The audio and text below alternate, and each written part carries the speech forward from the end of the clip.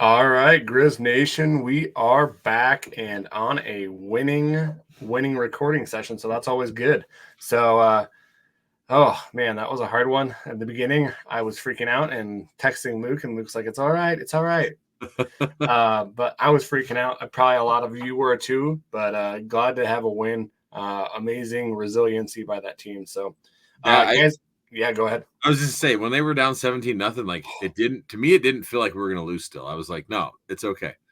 Like I was like, this sucks. Yeah. But it's okay. Like I was just like, I didn't feel like as worried as you would at other times. Like I just felt like there was just too much time left. But I was thinking 17-0. That's a lot. It's a lot. It's a lot of points to spot a team, but it just yeah. And I'm glad we came back. Yes, definitely. Guys, this podcast would have been way different. But yeah, what we're gonna do, guys, is we're gonna do some Grizz recap of some of the other sports going on. We'll do a recap of the Western Carolina win. Go into some things going into the Eastern Washington game, some of the side aspects of the game for tailgating and everything like that there. And then we'll get into previewing Eastern Washington. We'll do some predictions and fan questions out there. So that's what we're headed into. So let's get into some soccer. I know that we haven't had soccer for a while, but just guys wanted to let you guys know that this Sunday they do play. The Lady Grizz soccer team plays Northern Arizona in Missoula at 1 p.m. That's going to be a really, really important game. As you know, the Big Sky tournament is in Missoula this year. So, getting the number one seed would be nice in your hometown. But Northern Arizona is always kind of a revenge because they beat us out last year after that amazing season. So definitely go support out at the South Campus Stadium there at 1 p.m. So, well, shoot, if it's at 1 p.m. and you're not going to Cheney, why not catch that before you catch the Grizz game? So, exactly. And if you can't make it to Missoula, the ESPN Plus is at 1 p.m. So, volleyball again. They are in their Big Sky Conference as well. They play this Thursday at Dahlberg Arena against Northern Colorado at 7. And then they'll play Saturday in Portland or Portland, Oregon, and Portland State on ESPN Plus at 6 p.m. So their slate. Usually they play Thursday, Saturday, kind of like what basketball did this year. Mm-hmm. I don't see any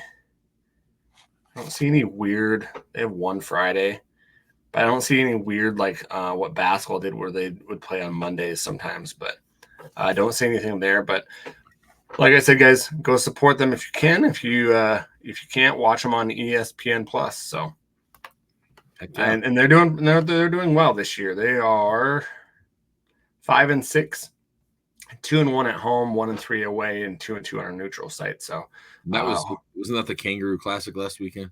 Yeah, well, they beat the Kangaroos, which I still think that's a cool name. Cool. And then they beat Bradley, but they lost to Lindenwood. 3-1.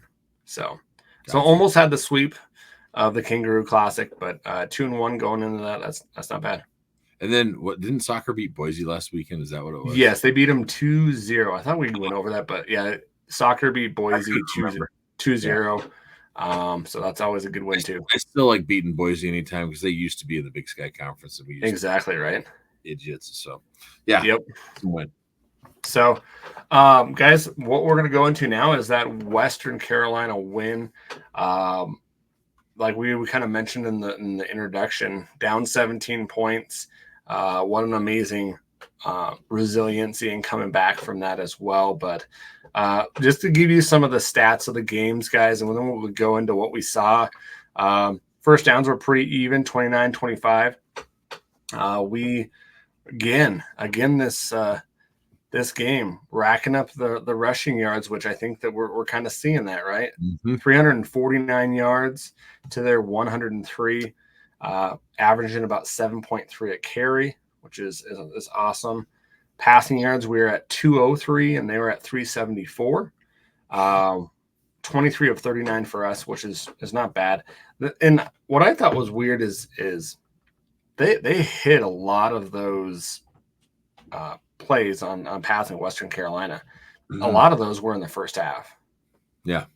And so what they kind of connected on in the second half wasn't there. So they kind of solidified it that. So yeah. Total offense 552, 2 games straight over 500, and we allowed 477, 87 plays. Watch, that's a lot of plays. A lot of plays. Yeah. This is the crazy thing. It's just like 12 penalties for 101 yards, and they had 11 penalties for 100 yards. Yeah, so, that flag was getting thrown a lot. Man, a lot. There was even some that were missed on both sides. Oh, yeah. Punt average. Mr. Morrison did a really good job. He had a 50-yard average. That's pretty dang good. That's really good. Yeah. One of those punts was crazy long. That's flipping the field. Oh, my goodness gracious. So definitely did a really good job there. If you go into, Bergen was so close with that kick return. He had one more to I was glad to see that we trusted him even after he fumbled the I know, right? And we'll get into it, but I got too.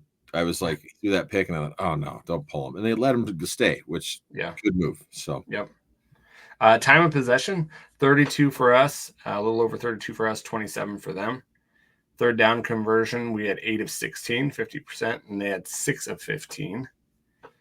We are 2 or 3 on the fourth down, and they are 0 of 1. We are perfect on red zone opportunities, 6 of 6. They are 5 of 6. They had 1 sack to our 2 sacks. We are perfect in PATs, perfect in 2-point conversions, and 1 for 2 of field goals. They were 2 of 4. Yep. So, we both missed field goals. That their kick. It's like he pushed it right, then he pushed it way too left, overcorrected. So exactly. Man, what surprised you? Let's go into the offense. What was something that stood out to you, Luke? Gosh, sorry, I was just reading through my notes here. No problem. I got my notes, broke it down like the whole game here, so I was just. Well, we can do that too. Let's go the whole game. Okay, I was just gonna I went from start to finish basically, and I thought no problem. Talk because there was a lot I want to talk about with this. Yeah. Well, we talk about the offense, and one person that stood out to me a lot, and he showed up early, was Racanelli. Yeah. And the first thing that he showed up on was that huge hit that he made on the punt. Yep. He decleated that dude. Like, it's like, holy, I mean, that was legal and just, I mean, kind of set the tone all of a sudden. I felt like that was early. I was like, okay. And that was another reason I'm like, man, our guys are here to play. Like, he smacked the crap out of him, but all day long, he was making plays. Like, 4 catches for 28 yards. Yeah, I mean, not a ton of yards, but he was there when we needed him. And I thought that was huge. The one thing I want to say, like right at the beginning, I was rewatching the film, and the Catamounts, they were getting some run plays and stuff. But I noticed what we were doing is like every time we were stunting, they were snapping the ball, and then we'd get caught in the wash, and they were pushing us down. And so they were using like our momentum of our players to open these holes and stuff. And that's how, like, on their second TD, that's how they scored it. It was like they were snapping it right as we were stunting, and good on them, and used our momentum to help open those holes, and it just got guys cut up in the wash. So I was just like, so that's like, there was things like that I'm like, okay, correctable. Like, it's like stupid mistakes, and they're catching us and stuff. But how many sacks did you say we had? It says 2. 2. Well, if you watch the film, Cole Gonzalez is on his back all day long. It feels a whole lot more than that because he got hit so many times. He got hit constantly. And did you hear? I watched the coach. Yeah, he did have a second-degree separated shoulder. Yeah, and his non-throwing arm. So the note I have down here is Cole Gonzalez is one tough SOB. Yeah. Like, that kid stayed in there. I mean, you could tell towards the end, I think he was hurting because he was throwing off and stuff. And we said that last week. If you can get to him, that's when he'll start throwing off. But man, he's by far, I think, the best quarterback we faced so far. And just looking at him, the way that he stepped into the throws, the way that he would get hit. And usually any quarterback that we've seen, when they get hit, the ball goes up in the air or it's way off. We get an interception. Yeah. That guy was legit like on par. The throws that he made, I could definitely see him moving up or seeing him play in the Power 5 just because, man, 25 of 47, 2 touchdowns, 1 interception. He did get sacked with 340 yards. Man alive. There's a reason why he's a Walter Payton Award watch list. I think he showed it. And I get why their coach, he said that, like they were worried about pulling him because they need him for conference play. And he's going to be a good one. I mean, part of the reason I thought he was so tough, he got crushed in the ground by Wilson, and his shoulder's hurting him, and he just starts punching it like fire. It's like, whoa, that guy. Okay, he's a baller. So props to that guy, like all the way. I thought their running back, that Branson Adams, was a really good running back, and I think that they went away from him in that second half, which. Man, if they could rely on him a little bit more to kind of keep us off guard of their passing, man, I thought that they were missing out on that game plan. Well, I think we shored up our run game too. Like that first part, they were really catching us off guard and opening those holes because of, like I said, using our momentum. And then we shored it up with like our D line started eating double teams and holding the line, and that helped a bunch. Yeah. So. He had 17 carries for 91 yards, which is a good average, 5.4. So everything, like Ayat, watching him, like it amazes me how good a runner he is. Actually, he's quick. Like watching too how he's progressed the games. If you watch, like he's getting a lot better at keeping his eyes downfield before he's pulling the ball. Yeah, like has got great timing on when to pull the ball. Like I feel like and go. Yeah, he still is maybe missing a few guys, but when you got all this around you, you can't see everything. And he's, man, I mean, he ran some more for us and got us some damn good plays. So, well, and I'm just thinking as a younger quarterback, when because you always hear it in basketball and football, like when is that time where things start to slow down, right? Mm-hmm. And I think that it hasn't hit for him yet because he's still missing some of those. I don't think he's getting through all of his progressions through, and I don't think a lot of quarterbacks in the FCS do. But I do see some instances where if he kind of learns that, man, he's it's going to be amazing. But to get through some of those progressions a little bit more, because I think he's missing some deep balls. I was impressed with his deep ball that he threw. Yeah. It was less dying duck and more like laser, which I thought was a good thing because that shows improvement from previous weeks. Exactly. And then just his, we said on the podcast, like Houck likes to have a quarterback go win that quarterback or go show that you want it. Yeah. I don't know how Ayat can do that any more than he did. No, he totally running for 4 touchdowns and setting that record for a freshman running for 4 touchdowns and just like wanting it. I don't know how he can show you that he wants it and he's the guy. Yeah, no, I agree. Like he showed definitely like he's got the eye of the tiger, if you will. I mean, he's playing his tail off and getting banged up, and like it was funny. Like you watched him when he scored that touchdown. He's down there hurt. Guys kept coming over and he kept putting his hand up, like "Get me up!" And the trainer's like, "No, stay down." And he's like, "Yeah," like he wanted up. And then they did get him up. He was like walking it off, and jogged off. Yeah. He wants to show like he's. I mean, he showed me his toughness. I mean, those were 2 tough QBs out there. I'm super impressed with him. Ayat's passing line doesn't get. Is not going to blow by you. 16 of 27 for 145, 1 interception, 1 sack. But Bergen that first half, he dropped a couple passes that you would think he would have had. So those numbers could have been a little bit better, but that'll get better as we go. That's what I mean. The stats say only so much. You watch the game and it really tells you. So one thing that we were right about, the reverses and stuff like running that misdirection worked great against their defense. It just sucked that one gets called back by a Schaefer holding penalty. It was like, that was not a. Do you think that was a hold?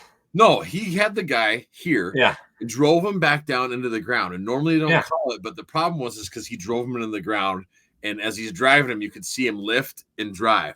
So the great thing about this is you watch the game, like later on in the game, Schaefer's blocking. If you can see us on YouTube, he's got his hands up like this, like a basketball screen player.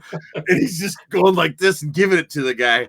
It opens it up again. It goes downfield. I'm laughing my tail off because here he is putting his arms up going, I ain't holding. I'm just dominating this guy. It was do you remember like the old school, like the where you lined up your football players and then you push the button and it kind of shakes them? It reminded like this, like he was just like, awesome. Like I'm not doing anything. Like I'm just going over here. Yeah, it was so cool seeing that. The other thing too that I thought like that helped with all this over pursuing that they would do, our O-line, the more I watched it, they did an awesome job picking up stunts and twists and passing guys off. Like they were kicking ass at that. And that's just, I mean, that's showing that they're learning the positions and they're communicating real well to do that. And I think it could have been helpful because we do that a lot on our defense. And so exactly. It just helps a lot. I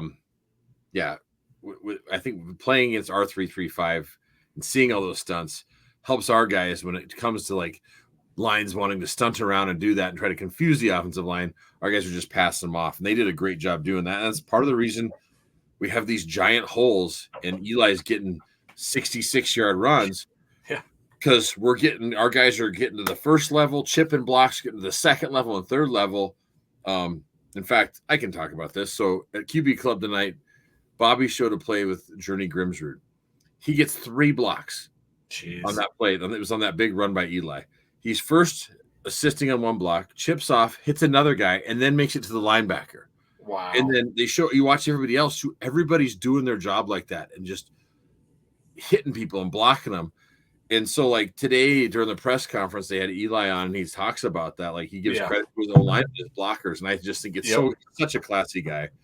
And it's truly, you watch it, everybody's doing their job. And when you start seeing that, it's beauty. It's like, oh my gosh, look at that. Like it's all working. And that's why you get those huge runs like that. Well, and it's infectious too. Like it'll go through the program as well as, I was going to mention that too about Eli. Like someone asked him, what are you attributing to all your success? And he's like, my offensive line. Like he's like, I wouldn't be anywhere without them. Which that's just Eli being in himself, just a great guy. So classy, raised well, and just a good guy. So speaking of 14 carries, 177 yards, 175 net. He's leading the Eli, that is, the country in per carry at 12 point or a little over 10, I think. Yeah, it's like 11 or something like that. He's the Big Sky Player of the Week. And just to look at, like, this is what I thought. I was like, I wonder where he's at. Like last year, he had a little over 800 yards, right? Well, and he's not getting the lion's share of the carries either because he's got 456 already. Yeah, in 4 games. Yeah, it's wild. He's averaging over 100 yards a game. Yeah, what's crazy is like Yo has got the yard. I think it's over 4,000. Yeah, Eli keeps running this way. Holy cow. He's gonna blow it out of the water. He could break Yo's record, which is stood since since 2001. So it's crazy. Yeah. So go ahead. I want to talk about something else that happened during the broadcast. If you haven't watched the TV version, you should. Marty, our good buddy Marty, has a comment on there. He goes, "You got to hit him. You got to throw it above the tits."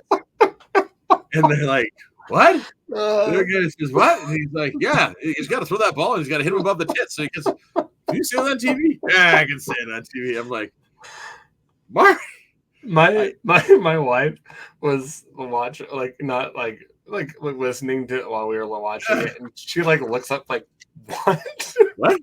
No, well, me, my wife looked at like, what did he just say? Yeah, and then he said it again. It was like, oh no, he just said that. That's what he said. Oh man. Oh. Well, and so another funny thing, I posted this weekend. Marty's always calling it the shot clock, right? Yeah. the pregame or the timer or whatever you call it. Play clock. The play clock. Thank you. Well, Nick Saban is on College Game Day talking, and he calls it the shot clock. I'm like, okay, well, if Nick Saban calls it the shot clock, Marty can call it the shot clock because Nick Saban's like the greatest college football coach ever. Even though I'm not an Alabama fan, you got to give that guy respect. He knows what he's doing. And he's breaking down a play, and he kept calling it the shot clock. And I was like, okay, maybe that's a thing that we just don't know about. Like, yeah. So, yeah, I thought that was interesting. But, okay. On defense, a guy that just I thought had an awesome game, number 56, Houston. That dude was flying around. Yeah, and that's what I wrote down as one of the players of the game that probably is not going to get any credit was Houston. Yeah, because he solidified that linebacker position. Oh yeah, and I think that was awesome to see him back and kind of make those contributions. But I totally agree. Yeah, I put down had a great game. Like he plays so juiced up, and he's just like the way he's playing with and so fired up and just laying the wood out there. Like you can tell he loves playing football.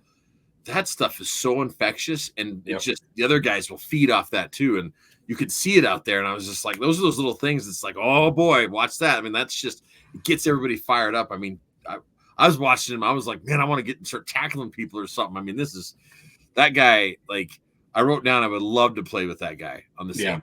Like that's the kind of people you just love playing with, or guys that freaking play with that kind of fire. So And then you got Hayden Harris, another sack. He's got 5.5 sacks for the year, racking them up. That's just he is. Caleb Aluski gets another one as well. And so, one of the things is just with that middle linebacker position, you just worry. I'm worried about just the depth that we have there, just because, you got Vikao, awesome. You got Ryu there. Tyrell, is there, and then Caleb, and then you got Houston. Just with the development a little bit, just because some of those guys aren't going to be there next year. Right. And it just seems, and this could be totally off, like we're a little bit slower from side to side. Well, I think they're still not trusting everything.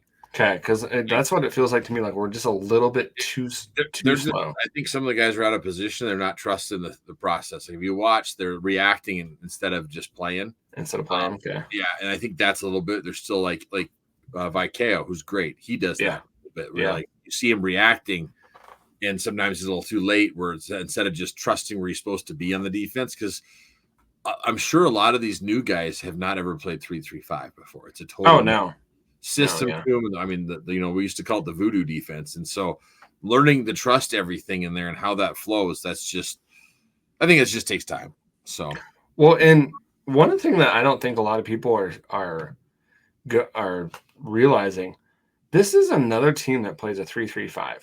Yeah, we've played so many teams this year that have played the defense of a 3-3-5 that when we don't.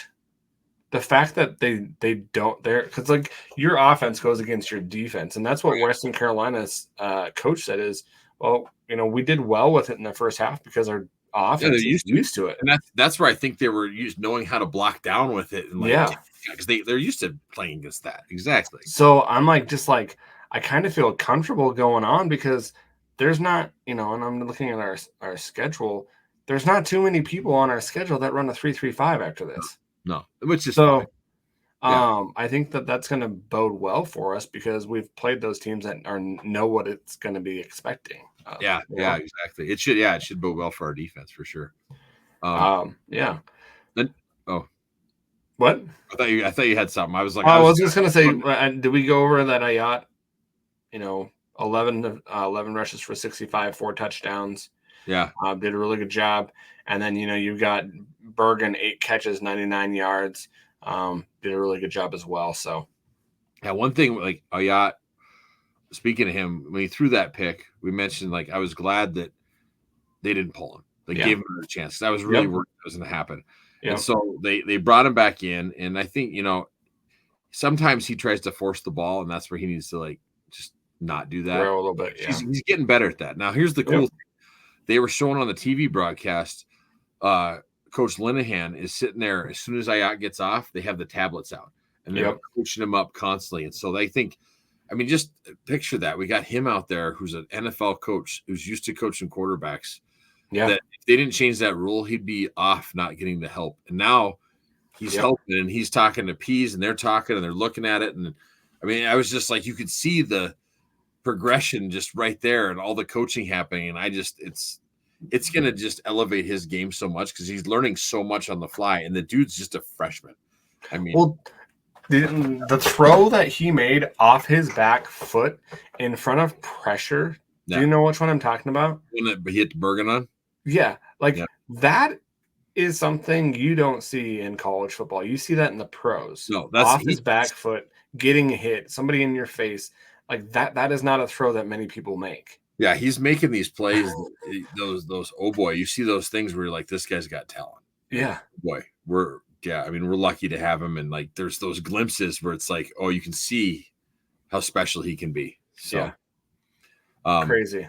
I'm just going down my notes here. Yeah, go ahead. Another one I got is like I wrote down like Eli has such good vision. Like he follows his blocks and like it amazes me like how he'll go so slow and then boom, he like throws it into like the afterburners and takes off. Like his ability to move quickly and run and then of course the giant hurdle with that awesome shot that everybody's gotten pictures of is unbelievable. I mean, like it looked like he was walking on air up there or something. I mean, that was the kid's something special. And it's just, I mean, everything, like I said, from his vision to just the way he follows his blockers rather than like you see too many young guys overrun their blocks. Yep. And not let the play develop. Or not wait for their blocks to develop either. Yeah, exactly. And so he gets it and does that. And that's part of the reason why he's getting these giant runs that he's getting. So, yeah. Well, and you look at, Osmo did a great job. He had 15 carries for 73 yards. Man. Yeah. The guy's something else. And so as we're going through the game here, then Gradney should have had that first pick. He got the second. Oh, yeah. But man, and it was funny after the game, they had him on the post game. Yeah. And he even said I should have had two. Like he was still bugged. And Houck was like, yeah, you should have. Yeah, you should have. So like Gradney's solid. The D did have some troubles in open field tackling, which concerns me. Yeah. I don't want to call anybody out, but there was a few that was like, oh my God, we should have had them. And they juked us out of our shorts and made farther runs where we should have had them backed up. So well, and they were pretty quick, but their wide receivers were really, really quick and not as big, but can we talk about our secondary a little bit? Yeah, actually, the next person I want to talk about, I'm going to call him out, Ronald Jackson. So we can talk about him. Like I understand getting a pass interference, but just look back, right? Just look back for the ball. So, and like it wasn't just him. Like Gradney got burned a couple times. Yeah, and he's getting burned. I'm worried about that just because. We were lucky on some of those because there was some missed opportunities for them that they could have capitalized on, and something like that down in the playoffs is going to cost us. So I just think that do we need to get I think his last name Lawler in there or Lawler and Loud in there to get some more repetition because obviously 4 games in, this ain't working. Well. When I rewatched it, like I was really specifically watching Ronald Jackson. I do think he's a good cornerback. Like he's got the speed. He stays with this guy. His biggest problem is he doesn't look for the ball. No. And so that's why he keeps getting these damn PIs. He's with them and he's getting the PIs because he's right there. Like he's right there. If he can just learn to know when to turn around, this guy would start getting picks. Because these balls they're hitting him in the back. And this is why he's getting all these picks. He's right. If you watch him away from the play, he's with his guy the whole time. He's got the speed. It's just coaching him up on when to turn around. And I think my fear is that, and I could be totally wrong on this thing, it's almost like he is too worried about getting burned or losing his guy, and that's why he won't turn around for the ball at times. And so he's just got to get that figured out. But I think that can be coached. I think they can teach him to turn. And if he did, we might see him start picking balls off and stuff. And so, like, there's a lot of people that feel that he's not doing a good job. And, like, I see it on the message boards and stuff. And I think he is. Like, he's there. He just needs to tweak some stuff. And it could really change the whole game around, I think. So, and I'm not saying that he's not a good cornerback. I'm worried about it just because he gets one pass interference call a game. Yeah, he does. And just looking back for the ball would be a huge improvement. If he did that, he wouldn't get the pass interference, and he might be getting picks. Yeah. So. Well, and also Grandy got burned a couple times. Yeah. That DeAndre Tamara's 8 receptions, 229 yards. Like we got burned. There was a couple plays too that guy got that. Those were just damn good throws. Like they were. Holy cow! Like I was just like, dang.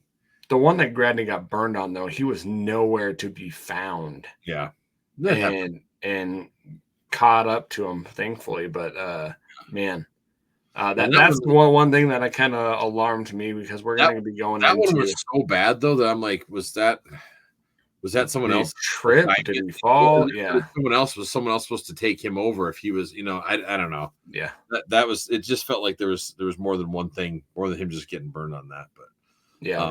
Speaking of the defensive plays, we talked about that dang pick play, and they called it. They finally called it. Yeah, goodness, they called it because they hadn't been, and UND game weren't called. Well, this one, they finally called it. But at the same time, I do feel like we mentioned the penalties. There's way too those refs. It felt like they were throwing the flag too much, or at times when they should have been, they weren't. Yeah, exactly. Like the play when their guy jumps off sides and we think we got a free play, they don't throw the flag, and then if you watch the highlight, he takes his glasses off and tries to hand it to the ref. His sunglasses. He's like, "Hey, you need these?" I thought that was awesome. I don't think that he thought the cameras were looking right then, but that was awesome. It was great to see. I laughed so hard on that too. Yeah, and then I want to know what the other coach said too, because he got a personal. Yeah, the one you can see him in. Lips. I mean, he is. He got lucky because they called it on the sideline first, the first one, and then the second one they called on him. Called on him, yeah. So, and I've seen people saying that the guy's a jerk and stuff. The guy just loves his players. Oh yeah, he's just trying to win. I don't listen to him after the game. That guy's just a good old football coach, and just and he was very like thankful and on the post game. Like I didn't hear anything. No. I think during the game, here's what I got to say. During the game, all that shit goes out the window. Like things get said out there on the football field that, like, if you're a mother, your kid is saying things you'll never want to hear him say out there. I mean, it's like a gladiator sport out there. And so the coaches say things that, it's rated R down there. So, just take that as you will. It's a battle. So, yeah. So I don't hold anything against him. Like what he said afterwards, he's a good coach. So another thing I forgot to say is that pass that Ayat just chucked over Barker's head. Like you don't get much more open than that. It was like, was he too open? Like he just I know, right? Like, yeah. Oh, gosh. Yeah, and he knew it too. I felt so bad. And like that's why like the next one I'm like, oh, he's gonna run this in himself because he wants to get like redemption and thankfully he didn't get hurt or as bad as it looked because he was not going to be denied that touchdown. To kind of get in good graces anyways, but it was it's just like, oh boy. But then, like that, he got banged up. But then he came back in, and then they put Fife in, which Fife had some clutch plays too. Yeah, and Fife played well. I was surprised. I thought they were going to play him, but we don't know how banged up he was. But I think he's okay because I saw him walking around. But that second pick that Gradney made, that double pass was wide open. Yeah, that was just man, if they could have got it and just got the pass off, that was a touchdown. Like it was like, oh god. Yeah, but I like that we're doing that. Those are fun plays. The guys like, definitely, and doing it and stuff. And so again, with that type of defense, that can throw people off because they're so, just aggressive going after things. So I was glad to see them doing that. But and one thing before we didn't even mention this, like, how cool was it, the stadium being striped? Oh, that was so cool. Yeah, that was like it for our first TV. Our first run, like on TV. Thank you guys for all that were at the game that did that, because on TV, go check it out. It was really cool. For our first time ever trying to do that, I was just like, how is this going to work out? There's some great like high shots too. And my daughter helped us with the graphic this week. She got some of those pictures. You can see it, how it looked on when Adam posts it. But it's it's freaking cool. Like, it was funny because Michigan did it too, and we looked just good. It was like everybody knew their assignment and got it right. It was awesome. So So kudos to you guys who did that. But anyways, I just wanted to throw that out there as well. So the other thing I wanted to mention, and their coach mentioned this too, at the end of the game when Osmo came in and was running so hard, like his legs seemed super fresh. Like he was fired up, just pounding the rock. And like that's big when the other coach mentions the post game. He goes, then they bring up that workhorse, and he's out there just pounding us. And like, it is true. Like the O line was just pounding it, and there he is just going. It was awesome. And then Bergen, like you said, he dropped a few passes like at the beginning. At the end, though, he catches that big one from Ayat, and then Fife throws him that fourth down, just clutch. Like it felt like at that moment when he made that catch, I'm like, okay, Bergen's back now. Yeah, well, and he had that fumble too, which that could have been catastrophic for us too. Just without where they were and where he fumbled, and good thing that Mataafa was right there. So. Right, yeah, that was huge play for Mataafa. But it felt like at the fourth, he'd knocked all the dust off. Like he's good. So the one thing I didn't get is right before the Osmore score, when we did that Fife rollout and he got sacked. Like it's like third and goal or second and goal, and we run this weird rollout with Fife. I didn't know what the heck. And then like they caught it obviously, and they sacked him, and it was like, what the heck are we doing? And all of a sudden we got third and goal, but long. And thank God the next play Osmo just busts it and goes in the end zone and scores. But I didn't understand that play calling when we were, doing so well with Osmo and stuff. I thought, okay, we're right there. Just pound the rock some more. Well, I thought it was something that didn't develop. Like somebody got something crossed because it just didn't look like. It just looked weird. Yeah, I watched it a few times and I couldn't figure out what we were trying to run or what. Yeah. Something was the blocking assignment, or he did. I don't know who messed up there, but it's just like, man, if we're calling a rollout play right there, I didn't quite get it. But I didn't either. Anyways, the other thing then is after we score, we've got that swinging gate thing for the 20-point conversion. Yeah. And they said that there wasn't 7 guys on the line. There was. There's 6 and there's 7. Yep. What it could have been though is we had number 16 in the backfield. I don't know if they were because he didn't. I don't know if he didn't report, because sometimes that can be it. I don't know. But they called it for not having 7 on the line, and we had 7 on the line. I paused it and counted it. I'm like, but that's a legal play. Yeah. Luckily, we got it the next play anyways. But it was just like that was a perfectly legal play. But either way, every team in the country that plays this has to practice that now, and probably loves making other teams practice stupid stuff that the Grizzly might do just to get ready for it. So, and then, like I said, hitting Racanelli to finish it off right there, just with the way he played, I thought was just a kind of open it up with his huge decleater. And then for him to get that 2-point conversion, I was just like, man, that just was awesome. And then the kneel down with Fonts and White doing backflips at the same time. That was sweet. That was awesome. Cool. I was like, I saw it and I was like, holy cow, who is that? Freaking and I wasn't looking, then all of a sudden I saw him just like that, and I'm like, what the heck? What was that? Yeah, it was way cool. So our predictions were way off. Oh yeah. No, yeah, it was we both had 31 points, but I had 14 and you had 17 points for the opponents, and I'm like, so technically I won then.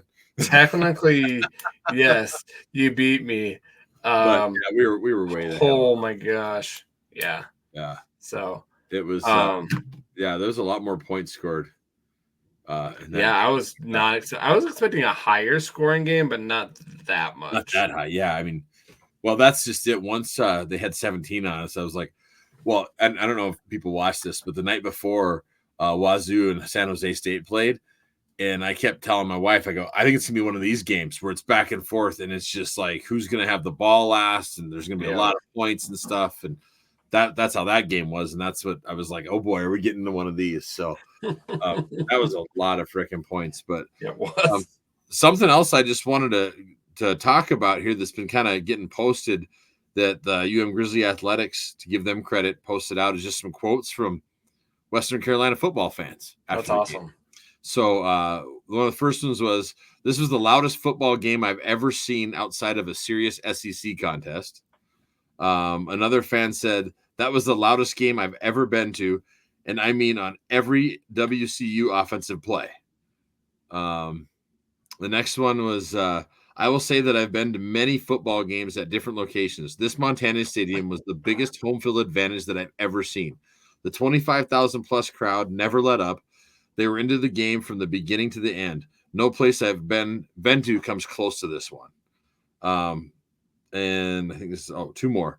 The crowd noise was so loud that I'm surprised that at the low number of false starts that were called on, they thought that was low. So, which they had 4 in the first quarter. Yeah, they had their little Grizz counter with the McDonald's. And Grizz was showing early. Yeah, and then the very last one, and I think this is kudos to everybody who was at the game and all the fans. We usually hear this all the time. It said, the fans before and after the game were the most welcoming of any place I've ever visited. Thank you to them. So that's awesome. Hats off to everybody who was at the game. That, it seems like we do that every game. We treat these people that are coming there. This is probably the one time these people ever come to Montana, in West Carolina, and to have an experience like that, that's pretty awesome. And says a lot about our fans. So, not that it means a lot from coming from Adam and I, but thank you all for being awesome. So cool and just treating these people the right way. So, well, and it's great to hear that it's a good perspective to hear from other people. There's a lot of haters out there. And if you're on Twitter, there's a lot of people saying, giving us grief by, people not coming back after halftime. And so, it's good to hear that we're loud and proud at the game, which, that doesn't happen during the playoffs. It does happen during the season. So, if it's a close game, I don't expect that to be a problem, but hey, that hate is going to be hate. Yeah. That person doesn't understand the intricacies of Grizz football. That has been the way it always will be, that people are not back in their seats that fast. Nope. And it's fine. That's why, I think he talked about it on the coach's show where he's like, yeah, that's why we want the ball to start the third quarter, because we know we got to give our fans time to get back before they get back on offense. Yep. So it's but I mean, overall, it was a wild game. It's fun to rewatch. I would recommend rewatching it because there's a lot of cool stuff that happened. And I enjoyed that game. And so again, never as nervous or pissed. Sometimes I get real nervous, and I never felt that way. I always felt like we always had a chance. So I'm glad you weren't, because I was. I listened to it on the radio first, which I'm so glad that we have Riley, and Sundberg did a great job as well. So, but hearing it on the radio and then seeing it on actual film was way different. I felt a whole lot better watching it than actually hearing it, because I'm like, what the hell is happening? You got to be kidding me! What? Right. And so that was hard. I got to have some blowouts for can we have six blowouts? Yeah, that's Well, it's 45-0. Blowouts are a lot easier on the heart. That's for sure. That is for darn sure. So, but before we get into the Eastern Washington game, guys, and previewing them, Luke has some really important things before the game for the absolutely.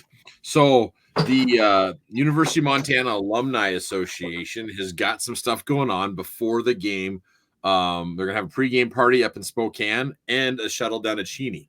So where that is all going to be. If you are up in Spokane, I'm just going to read this down. So join fellow alumni fans on Saturday, September 28th at Jack and Dan's in Spokane. So that's Jack and Dan's for the pregame gathering. Everybody's going to gear up, hang out, have drinks and stuff. There's no host, but it's open to all Grizzlies at this Jack and Dan's. So, and from there, if you need a ride, they're going to have a shuttle that will pick everybody up from Jack and Dan's at 3:30 p.m. Pacific time. So that's Pacific time over there. Switch your clocks once you get over there, and your phone's going to switch automatically, and that's what everybody uses anyway. So you'll be okay. So at Jack and Dan's at 3:30 Pacific time, they're going to pick everybody up. If you're going to ride the shuttle, you got to pay though. Like the shuttle isn't free. The party over there, you can come. There's no cover charge or anything, but it's $20 to ride the shuttle. But they'll bust you right out of the game. Yeah, it's $20. Wow. 20 down, and they'll bust you down and bust you back. So don't miss out on that. The pregame party, though, at Jack and Dan's starts at 1:30 and goes to 3:30 Pacific time in Spokane. The address is 1226 North Hamilton Street, Spokane, Washington. If you go to the alumni page, too, it's there. If you're on Twitter, if you follow Leanne or us, like I've shared it out. It's all over the place, so you should be able to find it. But again, that shuttle departs at 3:30 and will return after the game's over. So that's super cool. They say that there is plenty of parking up there at Jack and Dan's too, so you can catch the bus or whatever. And then the game starts at 5 p.m. Pacific time, 6 p.m. for everybody in Mountain time. But if you're at the game, 5 p.m. If you do need tickets, you have to purchase them through the Eastern Washington Athletic Department, and sections M through Q are supposed to go on sale soon. So like M through Q are not on sale, but they're supposed to go on sale like anytime now. So it looks like they're out. More tickets are coming, and you can buy them. So just to let everybody know, because I know that we usually have a pretty good following that comes over there. But that's the big thing from the UM Alumni Association. And if you want to know more about Alumni Association, follow Leanne Layton on Twitter. She's at Leanne's Layton, and she always posts all that stuff. She runs the Grizzly Alumni. So awesome. Thanks to her for throwing this our way so we can talk about it. But yeah, that would be an awesome party pregame. That would be $20. You know, you drink and have fun and not have to worry to drive back, which is awesome for them to do that and offer that. So. Well, then you don't have to worry about any idiot Eastern fans messing with your vehicle or anything. Exactly. Yeah. So that's awesome. I wonder how many fans we get there. I wonder if they'll tell us that. How many. You know, it's funny because like I knew you were watching the film too. You watched the film, and there is nobody in the damn stadium. No.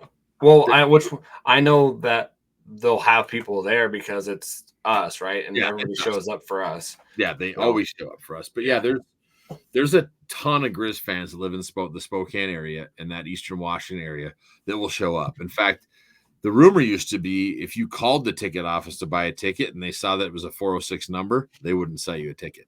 Really? But nowadays, you can just go on their website and buy one, so no big deal. Just go out there and buy you a ticket. But there's going to be a lot. That shuttle, and there's tons of people that will make the trip over and stuff. It's usually the problem is that there's just not enough tickets for all the Grizz fans that want to go. Yeah. But I think there's going to be more than normal because Eastern's kind of down this year, and we haven't won on the red field either. So let's just get the elephant on the red. We've never won on the red turf. We've come close. Yeah. Damn it, we're gonna do it this year. We're gonna do it this year. I'm already telling you, we're gonna go over there and kick their ass, and we're gonna get the first W on the red turf. And the streak is ending. It's over. It's right. Over. So, yeah. Well, I'm fired up to play these guys. So yes, I dislike Eastern Washington so much. My initial thoughts is we should have a big game on the ground. I think against them. I think Eli Osmo on the O-line should be able to push these guys around and make big holes. And we should be able to run the damn ball down their throat all day. Yep. After watching them, I'm like, there is no reason why we can't open it up and just run it on these guys. No. So if you look at their numbers, let's dive into this because, Sure. Eastern Washington's averaging about 28 points a game. Their opponents are averaging over 34. First downs is pretty much split with 41 and 47 that opponents are getting against them, and they're pretty even with 44 and 43. Rushing, you're looking at 172 for the opponent and 182 for Eastern Washington, and then 271 in passing for opponents and 220 for Eastern Washington. So I don't think I think we're gonna. It doesn't matter what we do. I think we're gonna. Their defense is not that great. No. You're gonna get points if Drake can come back and score and win that game. Oh shoot! Yeah, and like they had lots of blown coverage on Drake. Yeah, Drake hit him with the deep passes and stuff. I was just like, what? Yeah, I'm like Drake, right? Drake. Yeah. So let's go over their schedule, see who they've played first, and then we'll kind of go back into that. Sorry, guys, but sure. So their first game was against Monmouth, which was a lot closer than what it seemed. It was 42 to Monmouth's a good football team. Yeah, 42-27.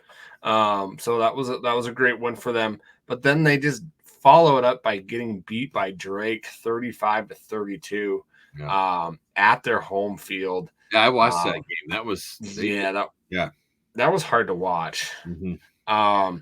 Then they go to southeastern Louisiana, and they have a tightly contested one there, 28-24, that they lose. And then last week they just go and play Nevada and just get wiped off the field, 49-16. Yeah. Which didn't they just play them a couple years ago and beat them? They did. Yeah. So look how far they've fallen this Eastern team just doesn't look like the Eastern teams. Which their coach Bess is on the hot seat. Yeah. And if you're not winning and they're not getting the support of their sports, you're not going to be there very long. Well, and the other problem is they got financial problems over there too, and stuff that's been an issue. But the one thing I noticed on the film too, and it's going to be even worse against us, is they're cheap. They're hitting after the whistle. They're cheap. I mean, there's lots of hits out of bounds, and they're trying to be more physical, but they're doing it in the wrong way.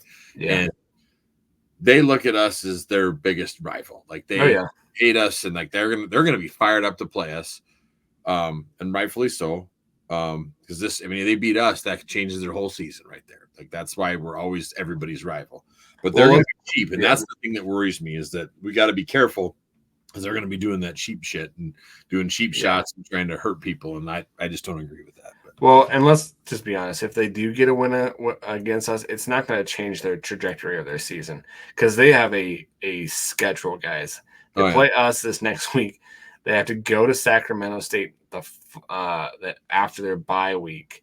Then they play UC Davis, Idaho, and Montana State. Yeah, they got a rough. It starts with us. So let's send them into that long streak there with a loss. Yeah. And then hopefully they pull off a bunch of W's after that. Exactly. Yeah. And then they finish with Northern Colorado, Idaho State, and then Northern Arizona, which is, they're looking to be a little bit better of a team. Yeah. Northern Arizona is sneakily being kind of showing up and making some noise. So, So really kind of crazy. But yeah, let's get into some of the stats here, guys.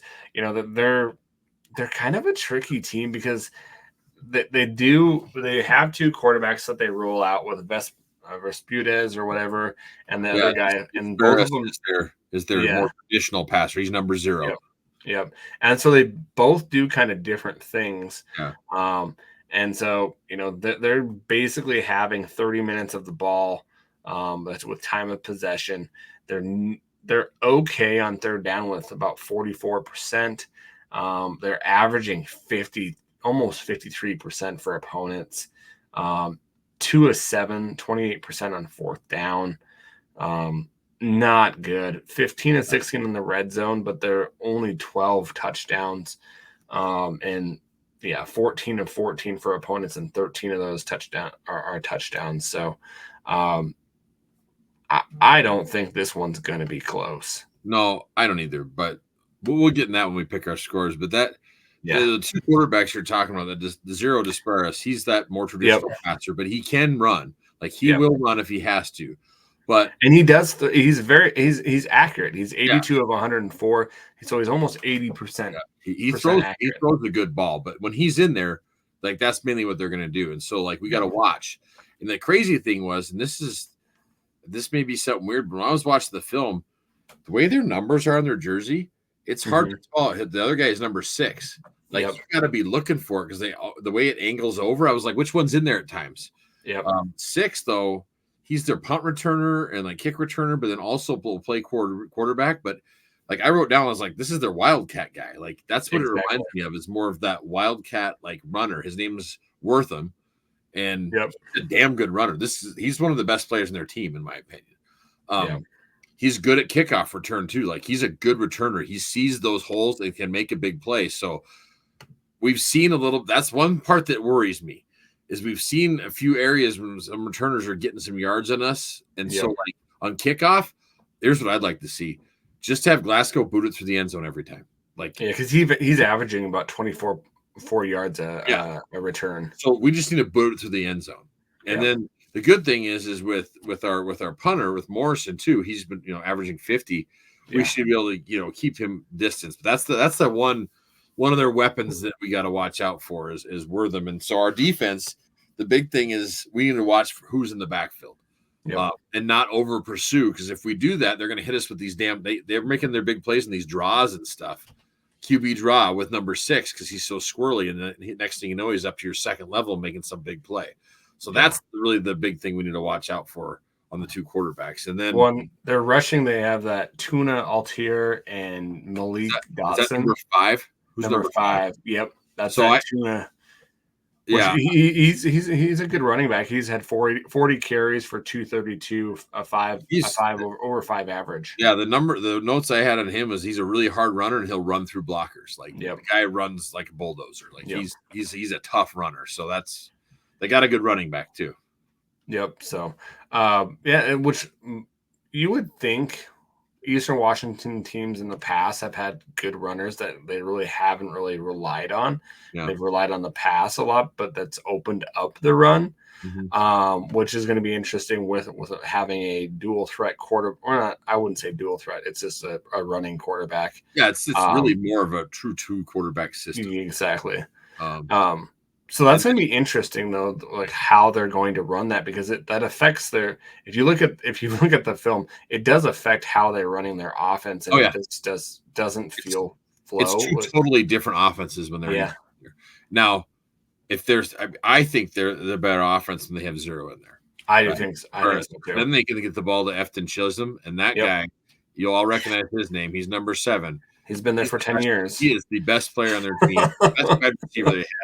Like I wrote on here, I was like, the dude has great hands. It will be an issue if we don't guard him close. He's gonna be playing somewhere on Sundays. Like this 39 catches, 406 yards. He's averaging about 10 yards a catch. He's legit. 4 touchdowns. So that's besides 6. That's my biggest concern. Like I'm like, okay, 7, put 2 on him if you have to. Like this is the guy we have to make sure that we're double coverage all the time, day long. Yeah, we just need to, and so that's one area if we're gonna get burned, that could be the spot.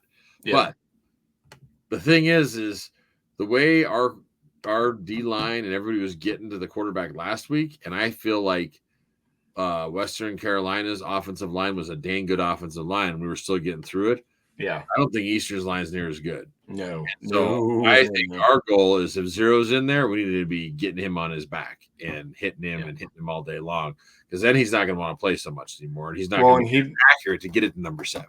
And he doesn't like to get hit. No. If I remember from not last year, but the year before, he's only like 6 foot 193, so he's a little bit smaller of a guy.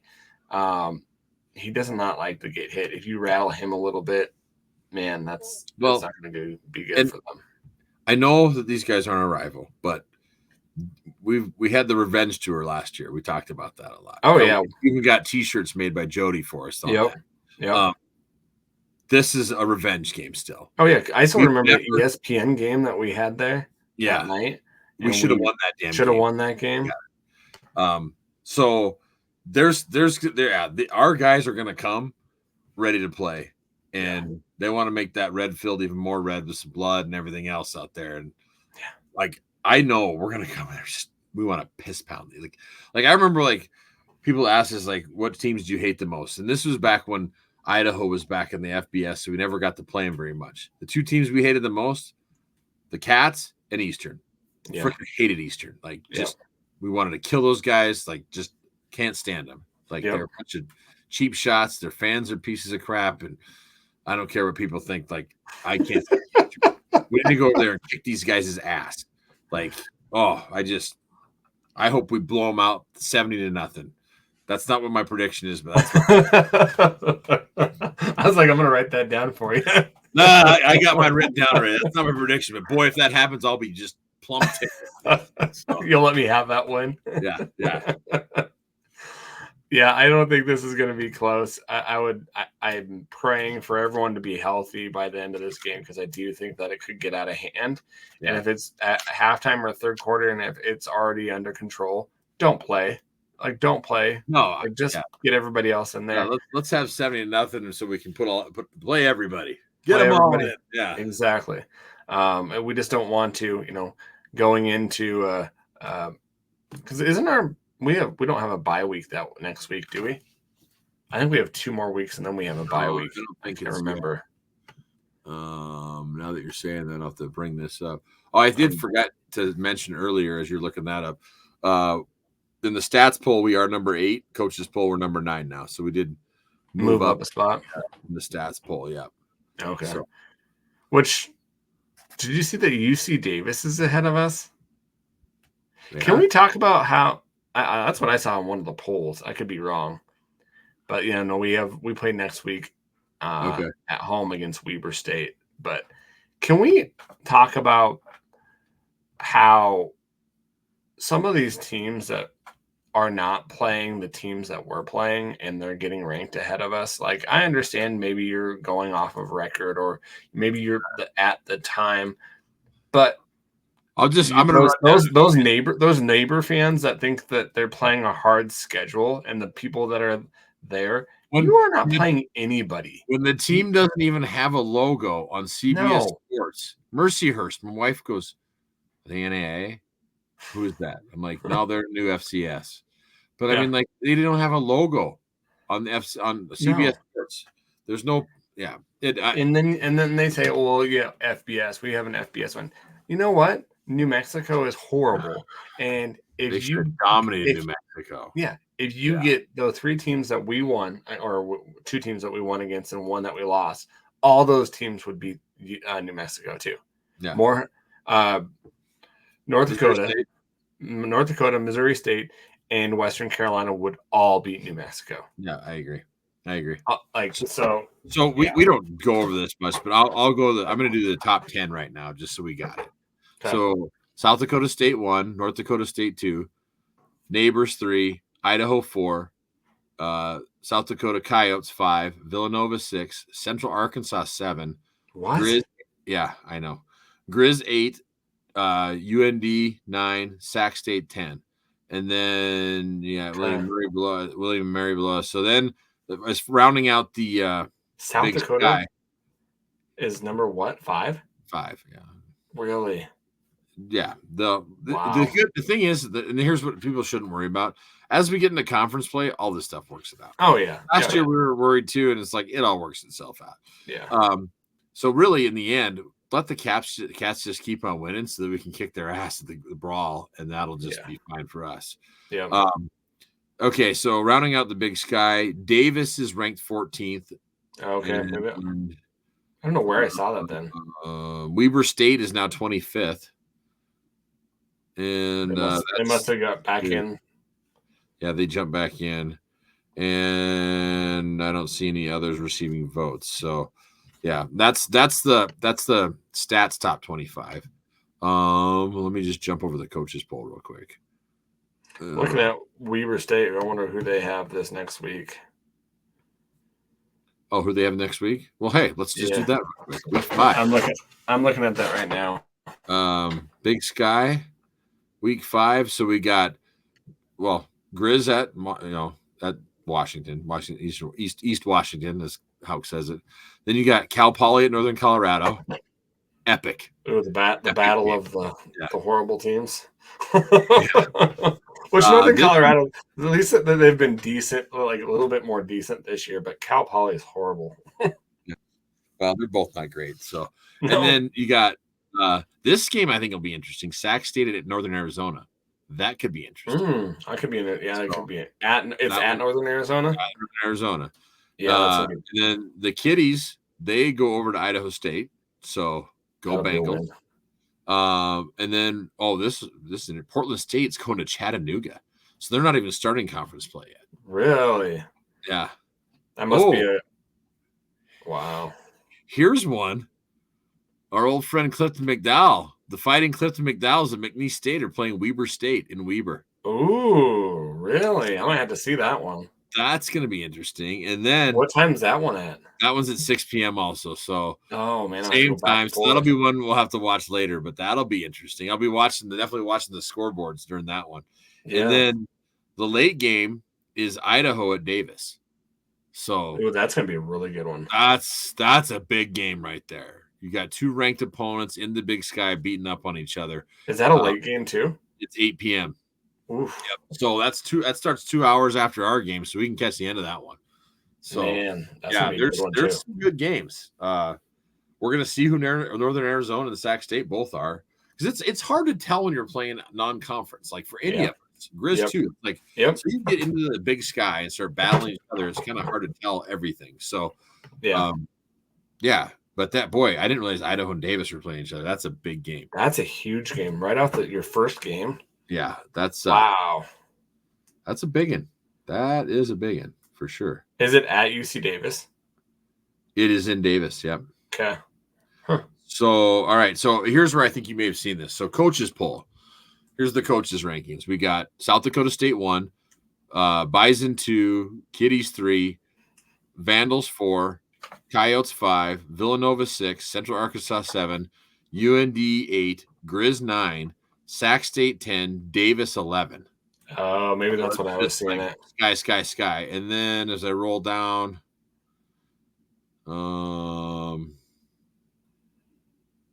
that's it then. Weber and McNeese both receiving votes. McNeese is receiving votes too in the other poll, but yeah. Wow.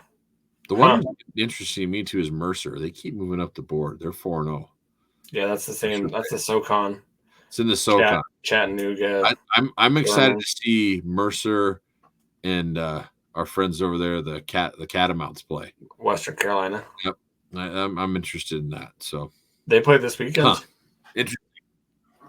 What's that? Did they play this weekend? Who's that? Western Carolina and Mercer.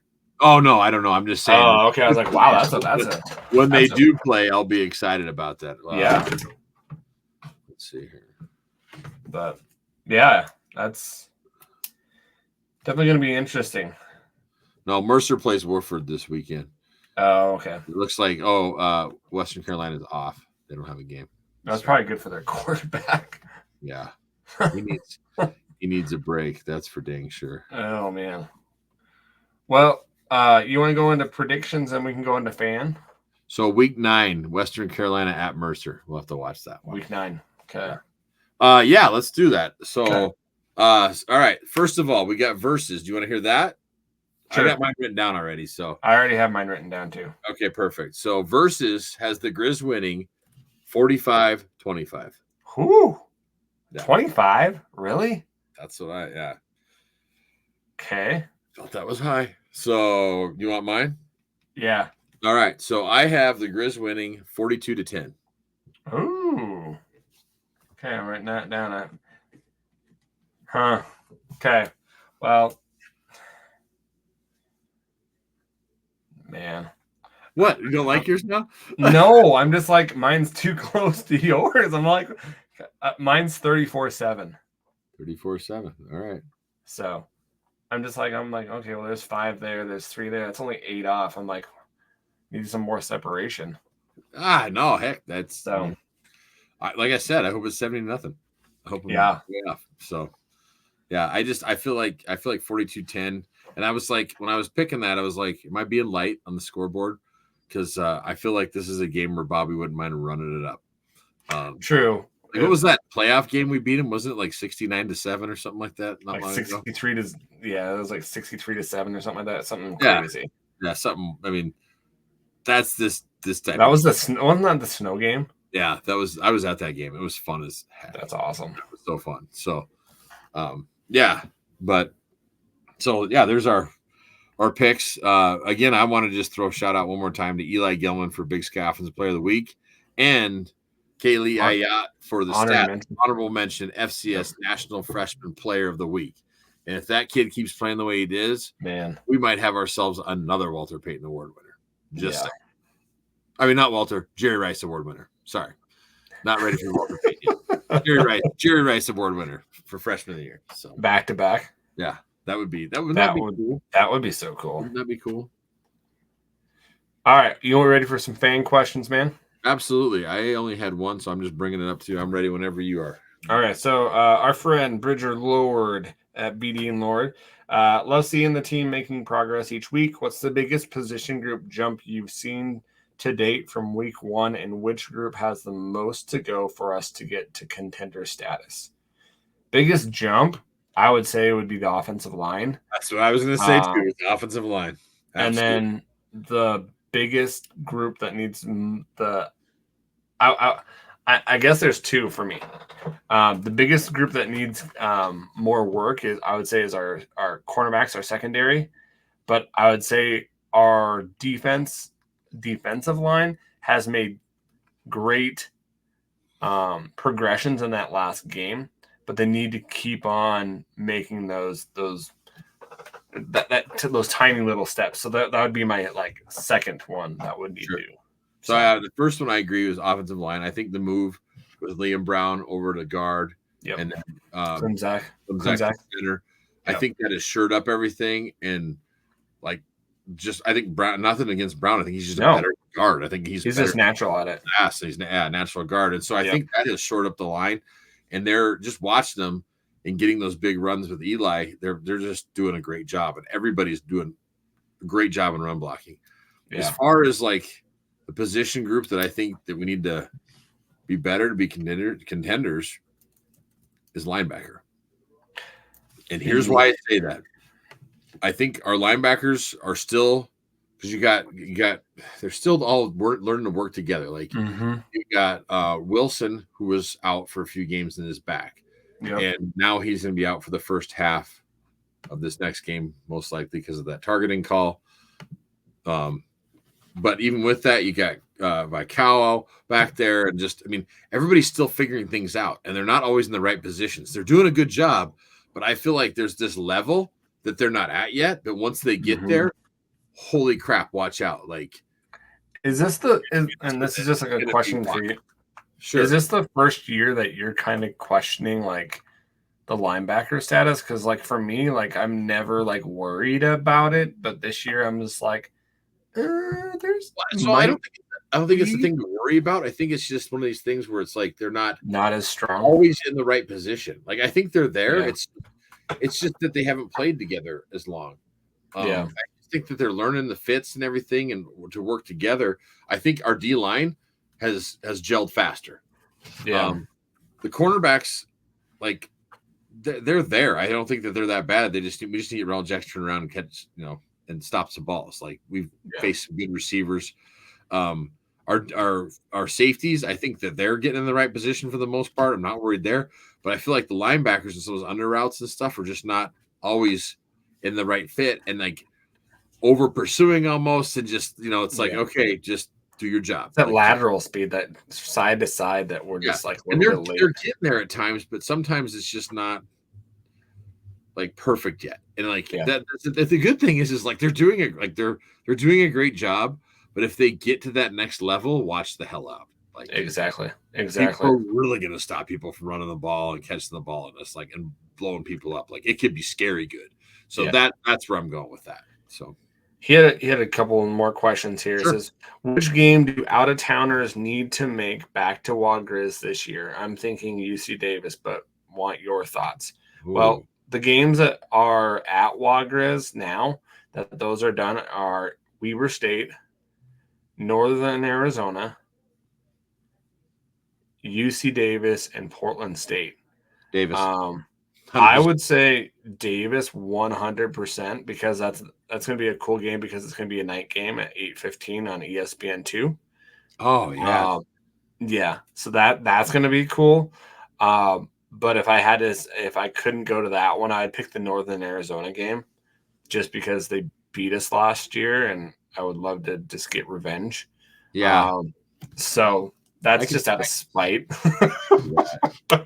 That's why I would like that one, but I would definitely go to the UC Davis one on ESPN2 at 8:15 Mountain Time. That's going to be a fun one. That team is going to be pretty good as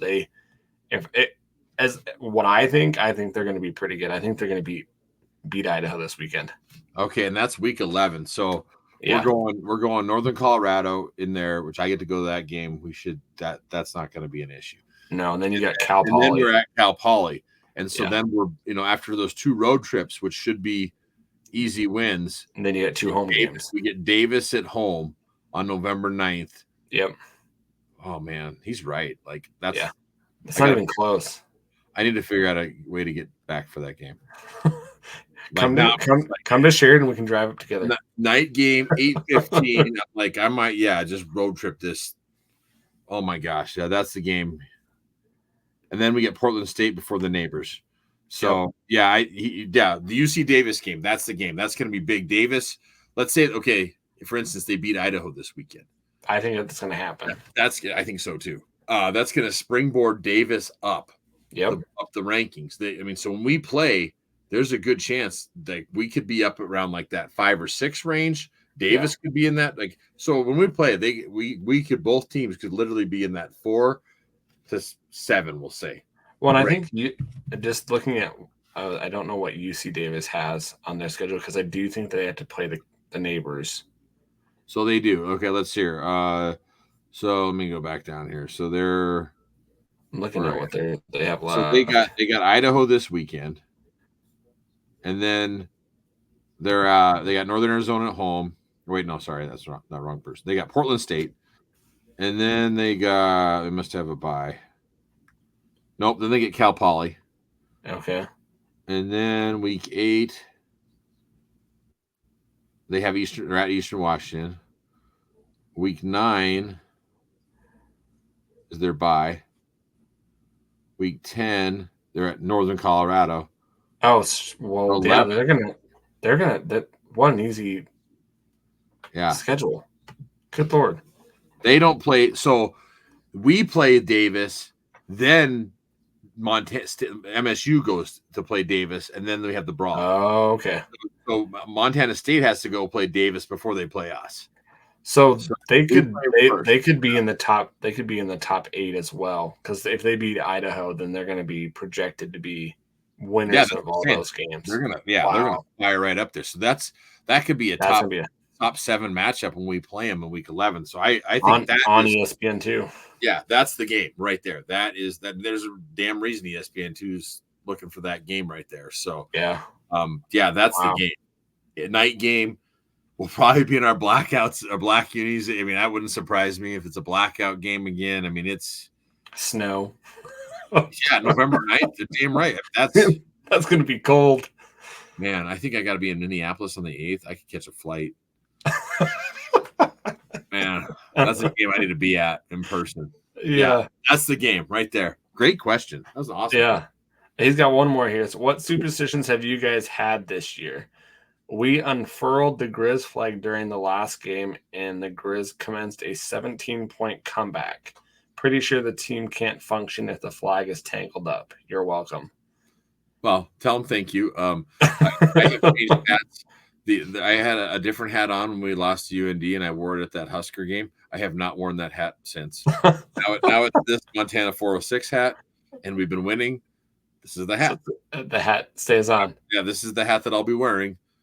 Watching the game, doing anything like that until something. This is the hat now. So is it bad that I don't?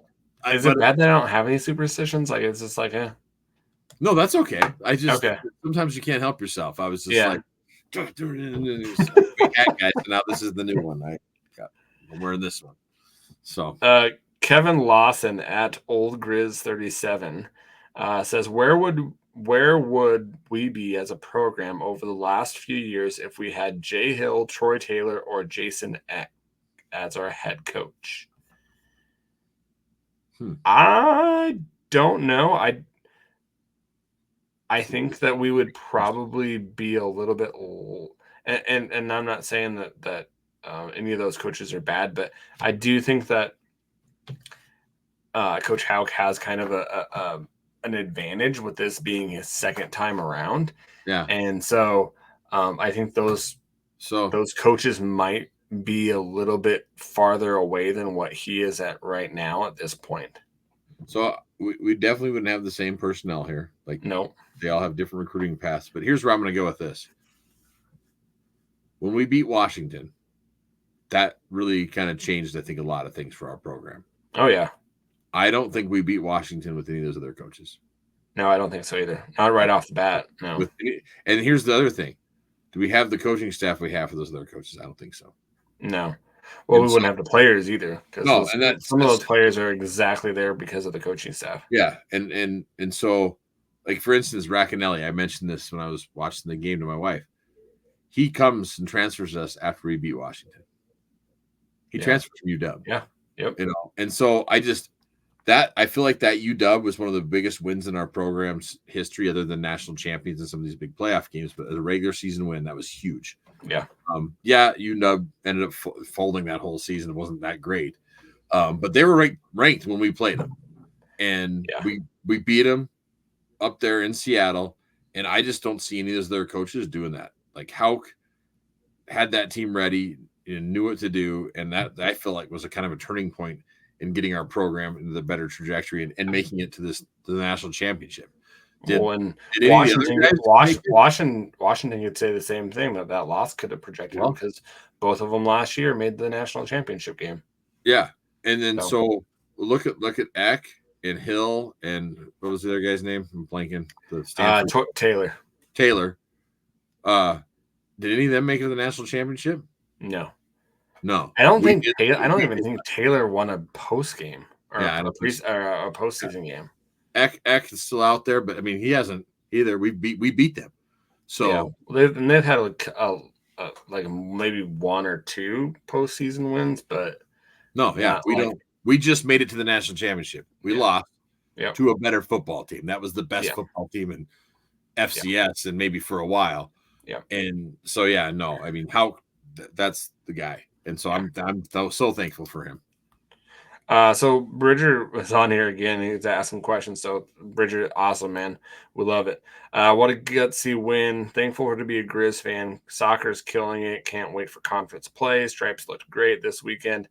Adjustments this game gave me real hope for the season. What are your thoughts? And I think we've kind of went over that we keep on improving and seeing those thoughts and seeing those areas where we might have been low in, but I also think what we're seeing some other areas that we continue to be maybe not as strong in that we need to look at as well. So yeah, I agree with him. The adjustments we made, I think we learned our lesson at UND where we didn't really make adjustments. We thought we had the game won.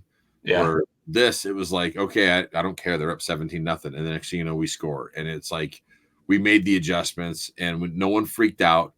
It was just, all right, business. We got this. And you could tell with the way the guys were playing. They're coachable. And I think that even the staff is making themselves better. Like themselves are getting better each week too, and learning how to do stuff. So I'm not worried, and I feel like they're progressing, and that's the best teams keep progressing. Yep. That's what Hauk wants, is that by the time we hit November, we're playing our best football. That's why, again, that Davis game, man, that is going to be a game. It's going to be a good game. Got one more question here from Bridger.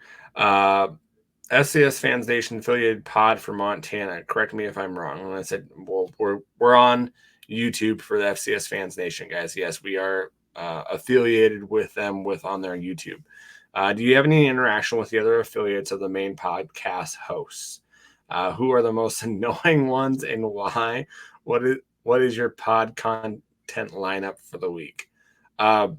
Interactions, I have interactions with all of them. We have a group chat on Twitter. I And don't. Adam yes, does. I don't. I do. I need to get Luke on there as well. The Splitting Hairs podcast guys, the Jackrabbit guys, are super funny and are always funny to talk to as well. And so none of them are annoying unless we lose. And then it's we're always the best punching bag, right? So Sure. but no, none of them are too annoying, and then it's fun. So a lot of good podcasts, guys. If you have not seen some of their podcasts, definitely go check them out. There's a lot of good podcasts out there on the FCS Fans Nation Network YouTube channel. So for me, I don't watch any of them. Like I don't watch any other teams' podcasts. Like I just don't have the time for it, and I don't care about those other teams. So for me, like you asked about pod lineup.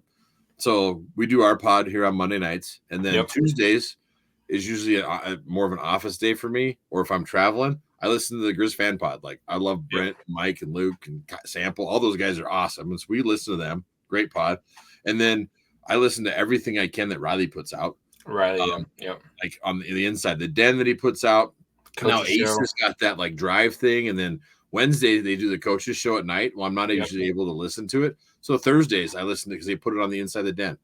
That's the ones I listen to, and like I love all of them. Like GFP just cracks me up. Like I love that they do their 3-hour pods, and like they were drinking hoot wine the other night, and that was just I was laughing my ass off on that one. So. But like those are guys I interact with. Like I talk to Brent at times and all those guys in the QB club. And so talk to them. The other podcast I like listening to, and Adam and I both listen to this too, is Coulter. Like, and he'll have Sammy on and stuff. Yeah. We actually had someone reach out and suggest we get Sammy on like ours. And so I think we'll do that. Like ask him, and I'm sure Sammy will come on. Sammy's an awesome guy. Yeah. And that's one that I need to get more to is watching Sammy stuff. Like his stuff is really good. Yeah. Like he's, if you want to see like really good breakdowns on games, he does it. And he doesn't just do our games. Like Sammy's been jumping into other FCS games. Exactly. They're good and breaking them down too. And he just does an awesome job. So those are all ones that I think I like to check out, but it's amazing to me how many actually other fans will watch ours. And I'm like, what? Why are cat fans watching ours? Like, I would never watch a cat. We're always on your mind. Right? Living rent free up there, I guess. So. Exactly. Yeah. Well, and like our lineup guys, like we always are watching film, always doing something to kind of make us better for our lineup as going on and content of producing. Like we're always texting back and forth. Have you watched this? Have you watched this? So, but yeah, there's a lot of stuff out there that you could listen to, which wasn't like that for a while back in the day for Grizzly. And if you're looking for like just FCS content, Herder puts some stuff out there. Herder does. I like to listen to Sam, and he tries to be unbiased and just break down all the FCS. So if you're looking for that, he's got. I mean, there's the content that keeps coming out is awesome. Like there's just so much more, and then. You've got also the Blue Bloods podcast too that Zach McKinnell, that I think he's been doing it with Sam Herder, that he has a podcast out there as well. That's a pretty good one too. I used to listen to was it Joe DeLeon and his buddy? I can't stand those guys. I can't stand those guys. They crack me up. I don't mind those guys. There's the thing I was going to say is if you look at a lot of FCS schools, they don't have pods or anything, and so I feel like we're so lucky here as Grizz fans to have like Adam and I just do this for fun. We're pumped when people are like, hey, we enjoy it. Like, man, we are not we do not get paid. I am not good at this. We just sit here at BS. I just love football and love talking football with Adam.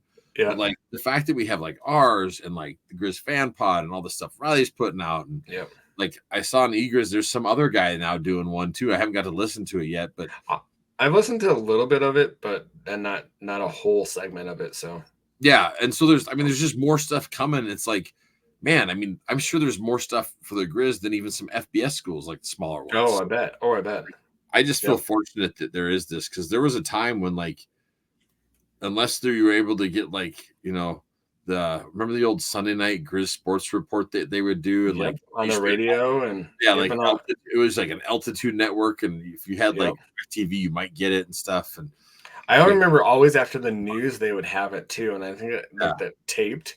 So they'd tape like the coach's show or whatever, and Houck was on there late at night. Yeah. Yeah. And now it's just everything's right there at our fingertips. And I just think it's so cool. And I love it too, like the stuff that Riley's doing with, like, it's not just Grizz football. You can get updated on, soccer and volleyball, and they talk to all the coaches, and it's just like the access we have is just unbelievable. It'd be interesting to see. Like I went on to Apple Podcasts and to see like Mountain West wise. Yeah. Like none of it is updated. So like if you would put per se Montana in the Mountain West, like the content that Montana has out there over the Mountain West is by far the most that they would have. Because I couldn't find anything. I know that Wyoming has a podcast or two. The Mountain West official podcasts, they do that once a week. Yeah. But other than that, I couldn't find really much of anything. Interesting. That's wild. That's wild. You think they'd have more? You would think they would have more. Yeah. So that's all the questions I had. Do you have any? Yeah. Here, hang on. Let me jump over here. Okay, so from our buddy Shay Rosberg, who lives out in Georgia, he was messaging both Adam and I during the game. Yeah. He just said, pod comment, already hearing about the refs. I get 2 no calls for us. How many penalties were called on us? 13. Like, so it's just the refs. Like, he was frustrated, I think, with both calls and non-calls. And yeah. I mean, it was bad. It was bad. It was bad. It was both ways. It wasn't just one side. Why Houck was frustrated. I could see why their coach was frustrated, and it's just, Well, and that one that Riley hit him and drove him to the ground, that separated that guy's shoulder, like that was a good call. That was a personal foul. He could have easily gotten off that, and he drove him to the ground. I was like, oh boy, that was bad.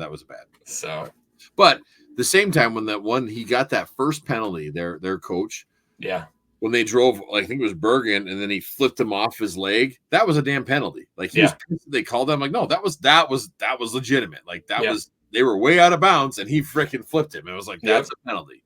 So why he was so pissed at that point, I didn't understand. I was like, dude, that was legit. And then he was pointing at the board. I'm like, they're gonna. It was right. That was the penalty. It's like, So. I thought it was. It is what it is, right? Big Sky refs. Yeah.